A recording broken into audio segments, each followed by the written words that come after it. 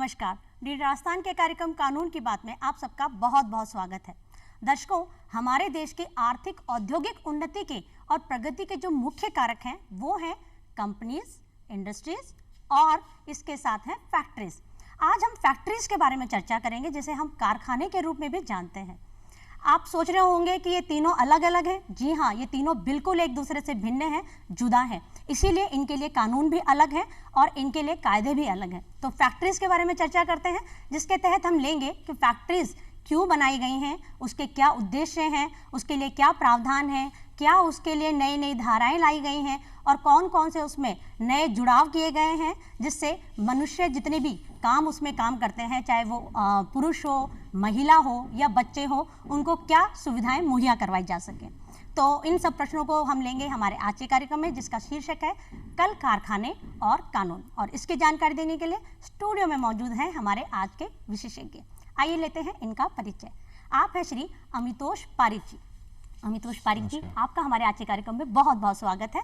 आप राजस्थान हाईकोर्ट में अधिवक्ता के पद पर हैं। तो दर्शकों, कार्यक्रम को आगे बढ़ाते हैं और लेते हैं हमारे आज के कार्यक्रम का पहला प्रश्न श्री अमितोष पारिक जी से।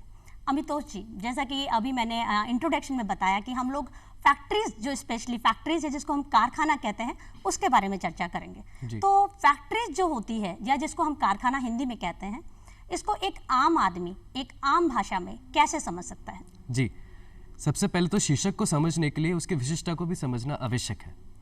फैक्ट्रीज जब आया था तो फैक्ट्रीज एक्ट 1948 में सेक्शन 2M के अंदर में डिफाइन करता हुआ आया, जिसमें उसको परिभाषित किया गया कि फैक्ट्री क्या है।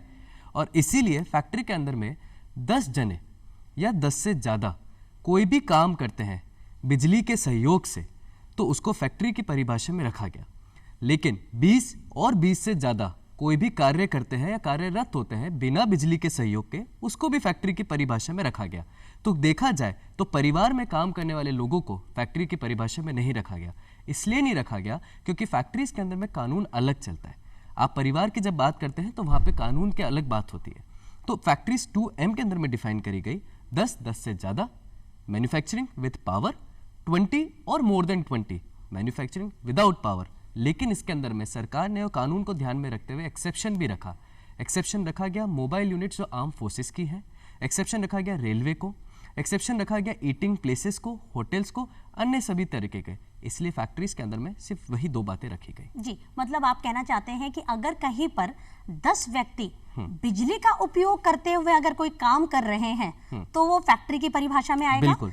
प्लस अगर 20 आदमी कोई काम कर रहे हैं, किसी चीज का उत्पादन कर रहे हैं किसी मशीन के माध्यम से, और बिजली का उत्पादन नहीं कर रहे, तो वो भी फैक्ट्री की परिभाषा में आएगा। इसके अलावा परिभाषा अगर हम और भी आसानी से समझने जाएं कि कोई भवन है जहां कुछ लोग काम कर रहे हैं, जिसका सारा जो फल जो मिलने वाला, उपभोग जो मिलने वाला है, उससे जो भी रिटर्न आने वाला है वो कंपनी के मालिक को जाएगा। क्या इस तरह की कोई परिभाषा है? देखिए, फैक्ट्री के अंदर में चलाने के लिए कई सारे लोगों का कॉम्प्रीमेशन होता है, कई सारे लोगों का कोऑपरेशन भी होता है, सहयोग जिसे हम कहते हैं। तो इसको चलाने के लिए जैसे आपने कहा एक भवन की आवश्यकता है, जैसे भवन है उसका आउटपुट निकलेगा, वैसे ही फैक्ट्री में कुछ भी उद्योग होता है उसका आउटपुट निकलता है। लेकिन उद्योग सिर्फ वर्कर से नहीं होगा, वर्कर एक मात्र उसके सूत्र है। लेकिन आप देखिए ऑक्यूपायर, फैक्ट्री के अंदर में एक ऑक्यूपायर वो व्यक्ति है, जैसे कंपनी के अंदर में सरल भाषा में समझा है तो कंपनी में डायरेक्टर, पार्टनरशिप के अंदर में पार्टनर, उस तरह से फैक्ट्री के अंदर में ऑक्यूपायर, जिसको आप फैक्ट्री मैनेजर भी कहते हैं, जो फैक्ट्री के हर चीज़ को देखता है, कार्यरत देखता है। उसका काम होता है कि वो ये ध्यान रखेगा कि फैक्ट्री में किसी वर्कर की हेल्थ खराब नहीं हो, वो ये ध्यान रखेगा फैक्ट्री में कोई मशीन खराब ना हो, वो ये ध्यान रखेगा फैक्ट्री में सेफ्टी मेंटेन रहे, वो ये ध्यान रखेगा कोई भी वर्कर अपने लिमिटेड समय से ऊपर जाके काम ना करे, वो ये ध्यान रखेगा कोई भी बच्चा फैक्ट्री के अंदर में काम ना करे, या कोई भी फैक्ट्री का केस होगा वो ऑक्यूपायर के माध्यम से आगे बढ़ता है। तो ये ऑक्यूपायर है। जैसे परिवार के अंदर में एक बड़ा होता है, वैसे फैक्ट्री के अंदर में ऑक्यूपायर होता है, जिसकी पूरी ड्यूटी है कि वो अपने नीचे काम करने वाले कार्यरत वर्कर्स का ध्यान रखेगा और फैक्ट्री को अच्छी तरह से मेंटेन करके चलेगा। इसलिए फैक्ट्री के अंदर में ऑक्यूपायर हो गया। जहां भी फैक्ट्री हजार्डियस वे में जाती है, अब मैं जब हजार्डियस वर्ड का यूज़ कर रहा हूँ, हजार्डियस मतलब ये होता है कि जहाँ पे किसी भी कार्यरत होते हुए समय कोई पॉइजन का यूज़ हो रहा हो, या कोई भी डिजीज़ हो सकती है, किसी तरह की बीमारी हो सकती है। जैसे हम देखते हैं बड़े बड़े कारखाने होते हैं, उसके अंदर में बड़ी मशीनें होती हैं, किसी वर्कर का हाथ कट सकता है, किसी का वर्कर के साथ कोई और परेशानी हो सकती है। वहाँ पर हजार्डियस के अंदर में एक सेफ्टी ऑफिसर रखा जाता है। इस कानून के अंदर में सेफ्टी ऑफिसर का प्रावधान दिया गया कि वो सेफ्टी ऑफिसर डिफाइन करेगा और ध्यान रखेगा कि कोई भी कार्यरत करता हुआ व्यक्ति किसी भी तरीके से बीमारी के संपर्क में ना है, किसी भी तरीके से किसी इंजरी के संपर्क में ना है। तो ऑक्यूपायर हो गया, सेफ्टी ऑफिसर हो गया, आपकी अप्रीशियल कमेटी हो गई, इस तरह के पूरा एक प्रावधान कानून के अंदर में दिया गया जो मिल के सहयोग से फैक्ट्री को चलाते हैं। फैक्ट्री को चलाने के लिए सेफ्टी मेजर्स रखने के लिए सेफ्टी ऑफिसर बताया आपने और एक ऑक्यूपायर आपने बताया। अच्छा, ये फैक्ट्री एक्ट जो है ये भारत में आया ही क्यों, मतलब इसकी आवश्यकता क्यों पड़ी? क्योंकि कल कारखाने तो हमेशा से हैं और हमारे देश में शुरू से जो परंपरा चली आ रही है, हर चीज को बहुत नियोजित ढंग से देखा जा रहा है, तो कारखानों को चलाने के लिए ऐसी विशेष क्या आवश्यकता महसूस की? देखिए, फैक्ट्रीज एक्ट 1948 आज हम पढ़ रहे हैं, जिसका निरंतर रूप से संशोधन भी हुआ और संशोधन 2016 में आखिरी संशोधन हुआ। लेकिन क्या ये फैक्ट्री एक्ट 1948 में है? ऐसा नहीं है। जब हम इसके सफ़र को देखते हैं तो सबसे पहले इसकी मांग उठी थी 1800 के समय। 1800 में यूरोप के अंदर में एक बहुत बड़ा चेंज आया था, जिस चेंज के अंदर में वर्कर्स की मांग करी गई थी, कैपिटलिस्ट का एक पोजीशन आई थी। उसको ही देखते हुए जब भारत एक आधुनिक काल से, क्योंकि हमारी कृषि भूमि थी, कृषि इकोनॉमी थी, एग्रीकल्चर इकोनॉमी थी, लेकिन हम इंडस्ट्रियल रिवॉल्यूशन पे आए। जब हम इंडस्ट्रियल रिवॉल्यूशन पे आए तो क्या होने लगा? दो मांग से यहाँ पर सबसे बड़ी दिक्कत होने लगी। सबसे बड़ी दिक्कत थी कि यहाँ पे पहले कॉलोनियल रूल था, जिसको हम अंग्रेज राज कहते हैं, तो पहले ही भारत उस अंग्रेज राज से लड़ रहा था। दूसरा, यहाँ पे फैक्ट्रीज के डेवलपमेंट से, इंडस्ट्रीज के डेवलपमेंट से कैपिटलिस्ट का बहुत ज़्यादा ग्रीडीनेस बढ़ गई थी, जिसे हम लालच कहते हैं। तो वर्किंग आवर्स बढ़ा दिए गए, वेजेस को कम कर दिया गया, बच्चे और महिलाओं का शोषण होने लगा, लंबे समय तक काम करने लगा। कोई भी समय कितना काम करेगा वो नियोजित नहीं था। मैं अगर सरल भाषा में कहूँ तो मशीन तो व्यक्ति बन चुकी थी और व्यक्ति मशीन बन चुका था। ये सारा जो आप बता रहे हैं, शायद नील आंदोलन जो चालू हुआ 1858 उसके आसपास की बिल्कुल घटना बिल्कुल की जिक्र बिल्कुल कर रहे हैं। और रॉबर्ट प्ली ने सबसे पहले यूरोप के अंदर में करा था, जो एक सोशलिस्ट हुआ करते थे, उन्होंने बात करी और यूरोप में पूरे समय चला। यॉर्कशायर में देख लीजिए, लैंकाशायर में देख लीजिए, मिडिल ईस्ट में देख लीजिए, फैक्ट्रीज को लेके, वर्कर्स को लेकर डिमांड बढ़ने लगी। जब वो भारत में आया तो भारत में सौरभ जी बंगाली थे, जिन्होंने इसका 1878 में ड्राफ्ट करा। सौरभ बनर्जी जी, सौरभ बनर्जी बंगाली। वो 1878 में ड्राफ्ट हुआ और वो ड्राफ्ट चला, लेकिन उस ड्राफ्ट को बढ़ते समय देखा गया तो उस समय के अंडर सेक्रेटरी थे गवर्नमेंट के, ब्रिटिश गवर्नमेंट के, उन्होंने इसको लेजिस्लेटिव काउंसिल में लाने से मना कर दिया। जब ये मना किया तो एक एग्रेशन बढ़ा वर्कर्स के अंदर में, क्योंकि हर जना चाहता था कि हमारे राइट्स हो। और आप देखें तो भारत के संविधान में अनुच्छेद 21 में सबको फंडामेंटल राइट्स दे रखे हैं, फ्रीडम ऑफ राइट दे रखा है, राइट टू हेल्थ उसमें इन्वॉल्व है, राइट टू वर्क उसमें इन्वॉल्व है। हर चीज़ को ध्यान में रख के मांग बढ़ती गई, तब इस एक्ट को फाइनलाइज किया गया। जब इस एक्ट को फाइनलाइज किया तो 1878 में आया, 1890 में इसका कमीशन बना और 1934 में इसको और अमेंडमेंट करके लाया गया। जब जब ये एक्ट संशोधन हुआ तब तब उसमें संशोधित प्रयास भी हुए, नई नई चीज़ें आई। जैसे मैं आपको बताता हूँ, बच्चों की उम्र 7 से 9 साल हुई, बाद में 9 से 12 हुई और फिर आज की तारीख में 12 से 14 हुई। वर्किंग आवर्स के आप देखें तो पहले इंटरवल का, रिसेस का कोई समय नहीं था। मतलब अगर एक व्यक्ति फैक्ट्री में काम कर रहा है तो वो कितने समय तक काम करेगा ये डिफाइंड नहीं था, वो खाना खाएगा ये डिफाइंड नहीं था, जो कि भारत के संविधान के अनुरोध नहीं था। उसको लाया गया, रिसेस किया गया, आधे घंटे का रिसेस। वर्किंग आवर्स कितने होंगे? आज हम ओवर टाइम की बात करते हैं, लेकिन उस समय वर्किंग आवर्स कितने होनी चाहिए? तो 48 घंटे कोई भी व्यक्ति एक वीक में उससे ज़्यादा काम नहीं करेगा। देखा जाए तो 8.5 घंटे, आधे घंटे रिसेस को हटा के वो काम करेगा। बच्चों के लिए और महिलाओं के लिए प्रतिबंध लगा दिया गया कि वो शाम के 7 बजे से सुबह के 6 बजे के बीच में कोई काम नहीं करेंगे। जी, आपने जो जितनी भी चीज़ें बताई हैं ये शायद इस अधिनियम के आगे के हिस्से हैं और शायद पहले ये सब गलतियां रही हैं जिनको सुधार के माध्यम से, रिफॉर्म्स के माध्यम से, नए जो आप जो बता रहे हैं कि हर साल इसमें जो सुधार होते गए और 1948 में जो नया हमारा कंपनी एक्ट जो आया है, फैक्ट्री एक्ट जो आया है, कारखाना एक्ट जिसको हम कहते हैं, वो लागू किया। तो 1881 में शायद लॉर्ड रिपन सबसे पहले इसको लेकर आए थे। तो इतने सुधारों के बाद में अगर हम आज देखते हैं तो हमारा जो आज का कानून है, कारखाना एक्ट जो है 1948, उसके अंदर क्या मुख्य बातें हैं, क्या मुख्य धाराएं हैं जो एक आम जन को जानना आवश्यक है और कारखाना में काम करने वाले लोगों के, श्रमिकों को जानना तो बहुत ही जरूरी है। जी बिल्कुल। देखिए, सबसे पहले हर कानून को समझने के लिए ये पता होना चाहिए कि वो भारत के संविधान से आड़ लेते हुए कानून बनता है। कोई भी कानून भारत के अंदर में संविधान के विरुद्ध जाके नहीं कर सकता। अगर जाता है तो उसको माननीय उच्च न्यायालय और सर्वोच्च न्यायालय में चुनौती दी जा सकती है। फैक्ट्रीज एक्ट जब आया तो आज के ध्यान में रखा गया तो उसके लीगल प्रोविजन की बात करते हैं हम। लीगल प्रोविजन में उसकी हेल्थ की बात करें तो चैप्टर 6 के अंदर में हेल्थ एंड सेफ्टी मेजर्स की बात करी गई, सर्विस कंडीशन की बात करी गई। जैसे सेक्शन 51 बात करता है वीकली हॉलीडेज की, सेक्शन 52 बात करता है कि कितने वीक के अंदर में काम करना, वीकली आवर्स की बात करता है। ऐसे तरीके से हर सेक्शन को डिफाइन किया गया। आप सेफ्टी, जैसे मैंने पुनः कहा था कि सेफ्टी ऑफिसर को डिफाइन किया, लेकिन आप ये देखिए कि अगर ऑक्यूपायर और वर्कर के बीच में कोई विषय होता है तो उसको कौन सुलझाएगा? माननीय उच्च न्यायालय में आप कैसे जाएंगे? अपील कहाँ करेगा? कितने दिन में अपील कर सकता है? इस लीगल प्रावधान को भी बहुत अच्छे तरीके से सहज के इस प्रावधान में डाला गया अधिनियम में। आप ये देखिए कि सेफ्टी प्रोविजन जो होता है, ऑफिसर जो होता है, उसको ये इन्फॉर्म करना पड़ेगा अगर कोई भी हजार्डियस फैक्ट्री लगती है भारत के अंदर में, जिसका काम कोई भी ऐसा हजार्डियस होता है, तो पहले तो वहाँ बच्चे प्रतिबंधित है, कोई बच्चा काम नहीं करेगा। ये हम आने वाले विषय को टच करेंगे। लेकिन आप ये देखिए उसको इन्फॉर्म करना पड़ेगा, उसको इन्फॉर्म करना पड़ेगा चीफ इंस्पेक्शन को, जिसको चीफ इंस्पेक्टर होता है, चीफ इंस्पेक्शन का काम उसका होता है। उसको इन्फॉर्म करना पड़ेगा कि हम ऐसे ऐसे एक फैक्ट्री लगा रहे हैं, यहाँ एक फैक्ट्री लग रही है, इस कार्यरत में वो फैक्ट्री रहेगी। फिर एक अप्रेसल कमेटी बनती है जिसको स्पेसिफिक अप्रेसल कमेटी कहते हैं। वो 15 दिन के अंदर में उसके एप्लीकेशन को डिसाइड करेगी कि क्या यह हजार्डियस काम होना चाहिए या नहीं होना चाहिए। उन सबको इंस्पेक्शन किया जाएगा। जब भी किसी कानून को ध्यान में रखते फैक्ट्री के अंदर में कोई विषय होता है, किसी वर्कर के साथ कोई दिक्कत हो गई, किसी का हाथ कट जाता है, किसी की इंजरी हो जाती है, जैसे सेक्शन 94 है, वो फैक्ट्रीज एक्ट के अंदर में बात करता है बॉडीली इंजरी की। बॉडीली इंजरी क्या होगी वो इसने डिफाइन करा है। बॉडीली इंजरी होगी जब आपके बॉडी की कोई भी परमानेंट इंजरी हो जाए, वो सेक्शन 94 में दे रखी है। सेक्शन 92 के अंदर में बात कर रही है कि अगर कोई पेनल्टी लगती है किसी ऑक्यूपायर की, तो पेनल्टी कैसे दी जाएगी? उसमें 2 साल की सजा, 10,000 रुपए का जुर्माना या दोनों, इन सब बातों करी गई। लेकिन आप ये देखिए अगर कोई गलती करता है ऑक्यूपायर, उसके बावजूद कन्विक्शन के बाद भी वो गलती करता है, तो कानून ने इस बात का प्रावधान ध्यान में रखते हुए प्रावधान दिया।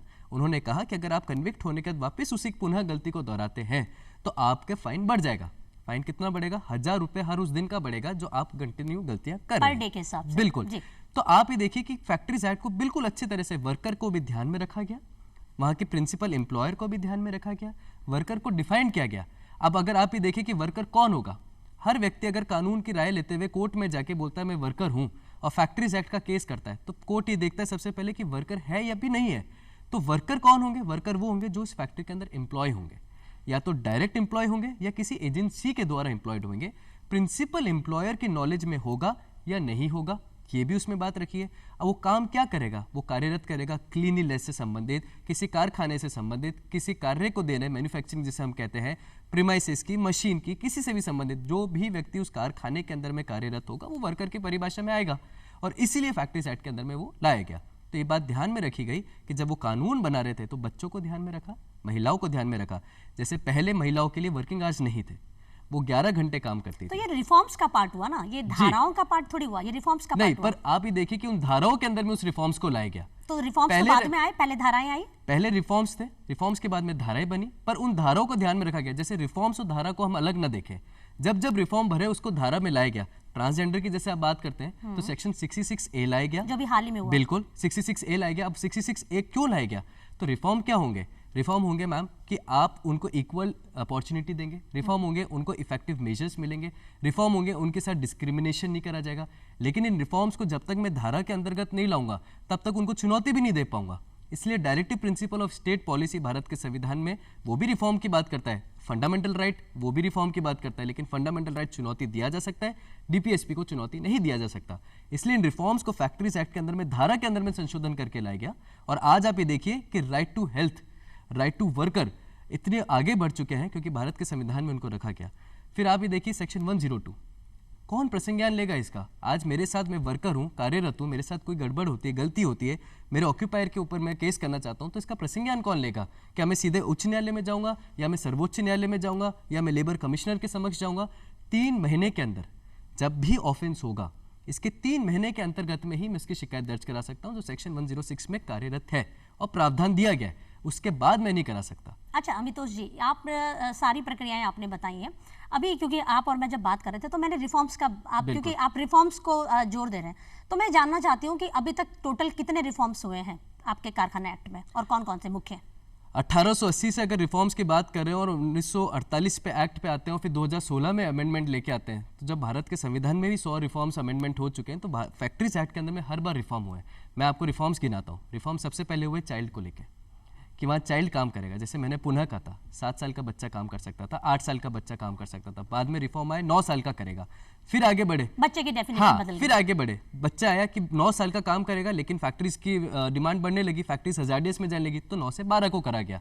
फिर बाद में चाइल्ड लेबर आए, चाइल्ड लेबर एक्ट आया, कई सुप्रीम कोर्ट के लॉज आए, जजमेंट्स आए, डेली अमेंडमेंट्स आए, संशोधन आए, 12 से 14 साल करी गई। क्यों करी गई? क्योंकि International Labour Organisation, United Nation Convention, हमारे माननीय सर्वोच्च न्यायालय के अधिकार, हमारे बच्चों के अधिकार, इन सबको ध्यान में रखते हुए बच्चे की आयु कर दी कि 14 वर्ष से नीचे। लेकिन एक और रिफॉर्म उसमें है कि 15 से 18 साल के एडोलसेंट्स भी होते हैं, वो कहाँ काम करेंगे, एडल्ट वर्कर्स कहाँ काम करेंगे। पहले महिला काम करती थी 11 घंटे, आज महिला 11 घंटे काम नहीं कर रही है। पहले व्यक्ति पुरुष काम करता था, 11 घंटे से कम करेंगी। अच्छा। और पहले प्रतिबंधित नहीं था कि रात को भी काम कर सकती थी, सुबह भी काम कर रही थी, वर्किंग आवर्स डिफाइंड नहीं थे जैसे मैंने कहा। आज ये हो गया कि शाम के 7 बजे से सुबह 6 बजे तक महिला और बच्चे काम नहीं कर सकते। ये रिफॉर्म लाया गया, रिफॉर्म को एक्ट के अंदर में लाया गया, क्योंकि अगर ये कोई करता है, क्योंकि आप ये देखिए जब भी कोई फैक्ट्री बनती है तो सबसे पहले एक ऑक्यूपायर चीफ इंस्पेक्टर को देगा, एक अपील जाती है, एक एप्लीकेशन बनती है, वही बताएगा कि मैं फैक्ट्री एक्ट के कौन कौन से कानून के अंतर्गत में आ रहा हूँ, उसको एक मेंटेन करना पड़ेगा रजिस्टर।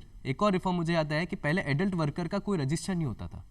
कोई व्यक्ति है 18 साल से ऊपर, हाजिरी जिसको कहते हैं, वो हाजिरी लगाना। आजकल उस पे एक्ट के अंदर में डिफाइन कर दिया कि आपको एक डिस्प्ले बोर्ड लगाना पड़ेगा, उस डिस्प्ले बोर्ड पे आपको वर्कर का नाम लिखना पड़ेगा, उसकी आइडेंटिटी लिखनी पड़ेगी, वो कितने घंटे काम कर रहा है ये लिखना पड़ेगा, एक रजिस्टर मेंटेन करना पड़ेगा। ये क्यों करना पड़ेगा? रिफॉर्म था, लेकिन रिफॉर्म को कानून में लाया गया। अगर कोई फैक्ट्री अगर नहीं करती तो उस पर इंस्पेक्शन होता है, नोटिस दिया जाता है, नोटिस का उस पर कानूनी प्रक्रिया हो जाती है। तो वो कब आया? जब अंतर्गत धारा के अंदर में आया।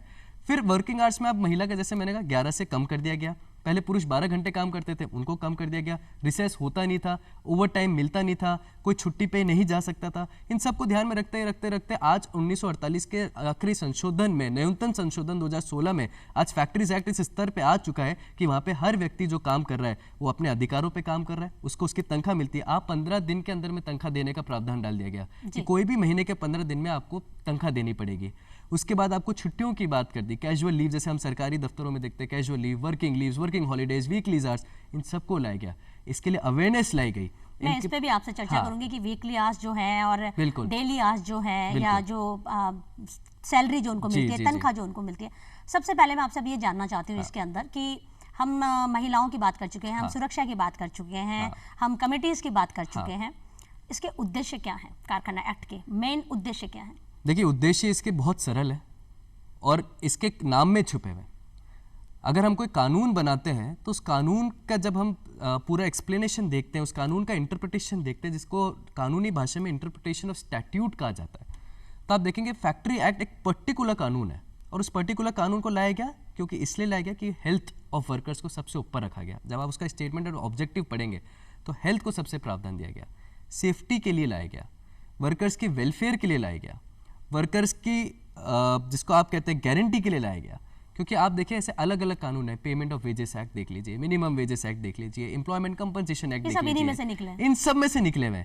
तो सेफ्टी, वेलफेयर, हेल्थ, मेंटेनेंस, इन सब को ध्यान में रख के एक अच्छा पॉजिटिव एनवायरनमेंट फैक्ट्री में बने, इस कानून की आवश्यकता पड़ी और इस कानून को 28 अगस्त को लाया गया था। उसके बाद में अप्रैल में इस कानून को इन्फोर्स किया गया। इन सबको सेफ्टी, हेल्थ, वेलफेयर और मेजरमेंट को देखते हुए इस कानून को लाया। जी, तो दर्शकों, हमने अमितोष जी से जाना कि फैक्ट्री एक्ट क्या है, इसके उद्देश्य क्या है, क्यों इसको लाया गया, पहले इसके क्या ऐसी गलतियां इसमें रह गई थी, कमियां इसमें रह गई थी, त्रुटियां इसमें रह गई थी, जिनको बाद में रिफॉर्म्स के माध्यम से सुधारा गया।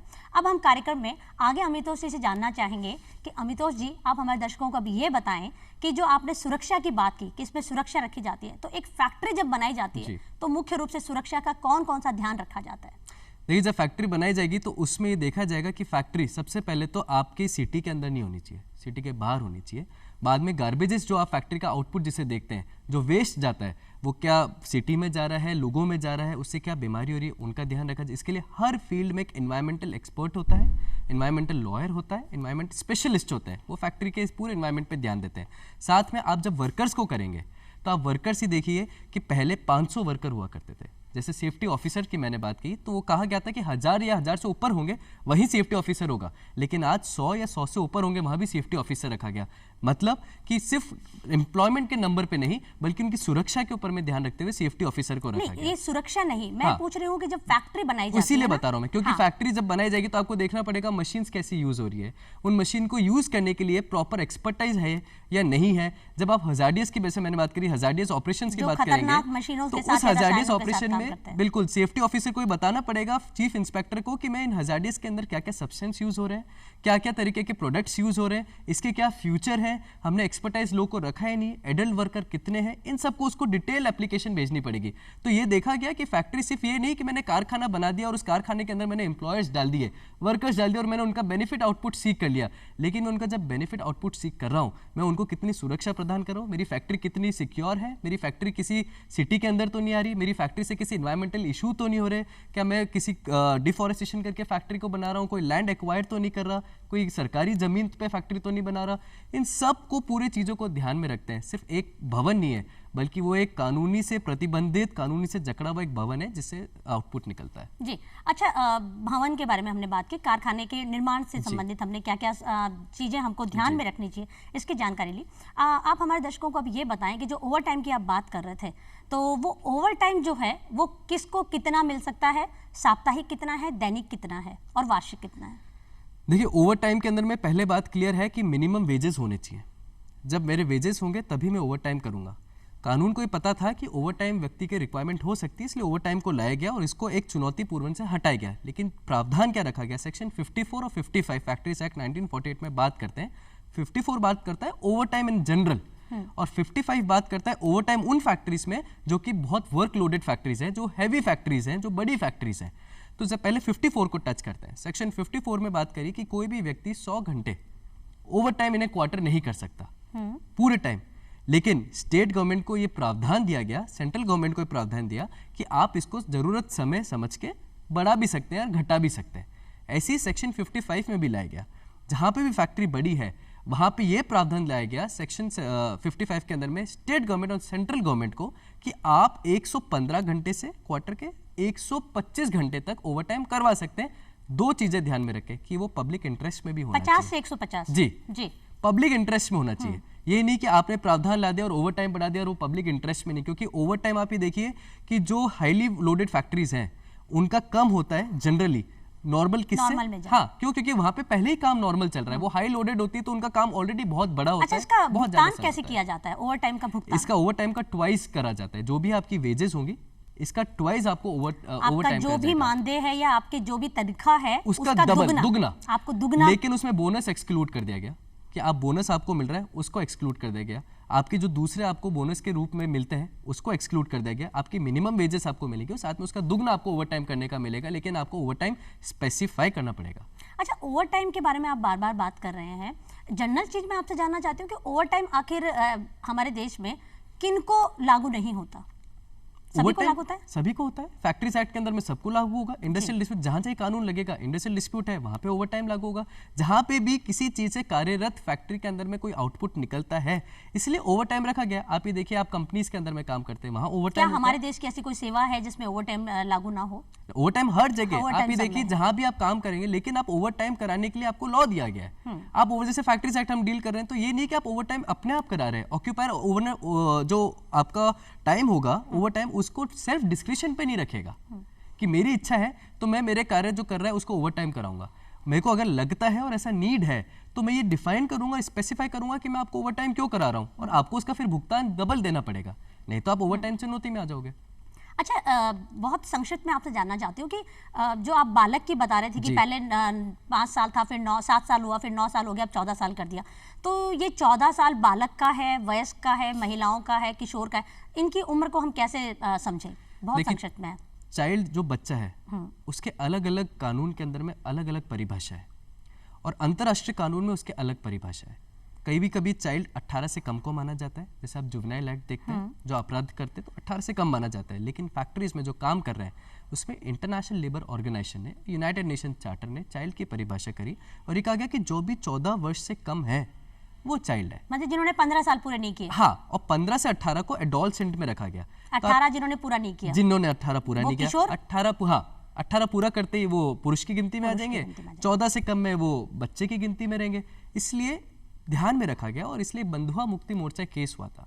टीएमपाई फाउंडेशन एक केस हुआ था जिसमें माननीय सर्वोच्च न्यायालय ने गाइडलाइंस दी कि कोई भी बच्चा 14 से कम उम्र का किसी फैक्ट्री में काम नहीं करेगा, लेकिन अगर वो काम करता है तो उसके कानून के प्रतिबंधित है और कानून के प्रावधान दे रखे हैं कि फैक्ट्रीज को बंद किया जा सकता है। फैक्ट्री एम्प्लॉयर के ऊपर 2 साल की सजा हो सकती है, 10,000 का जुर्माना हो सकता है। और आप ही देखिए कि child labour and prohibition regulation act है 1986 जो भी मतलब इस तरह के एक्ट मतलब बच्चों के लिए भी अलग से बनाए गए, किशोरों के लिए अलग से बनाए गए, जो आप ये बताना चाह रहे हैं। जी अमितोष जी, आज के इस कार्यक्रम में जो आपने इतनी महत्वपूर्ण जानकारी हमारे दर्शकों के साथ साझा की है कि उनकी सुरक्षा को ध्यान में रखते हुए कंपनी एक्ट में क्या प्रावधान है, भवन निर्माण को लेकर क्या प्रावधान है और उनके ओवर टाइम को और उनकी मानदेय को लेकर क्या प्रावधान है, इसके लिए आपका बहुत बहुत धन्यवाद कि आप हमारे कार्यक्रम में पधारे और इतने महत्वपूर्ण विषय पर महत्वपूर्ण जानकारी हमारे दर्शकों के साथ साझा की। तो दर्शकों, उम्मीद करती हूँ हमारे आज के कार्यक्रम में दी गई तमाम जानकारी आपके लिए लाभकारी सिद्ध हो। अगले हफ्ते फिर होगी मुलाकात, कार्यक्रम रहेगा यही कानून की बात। तब तक के लिए नमस्कार।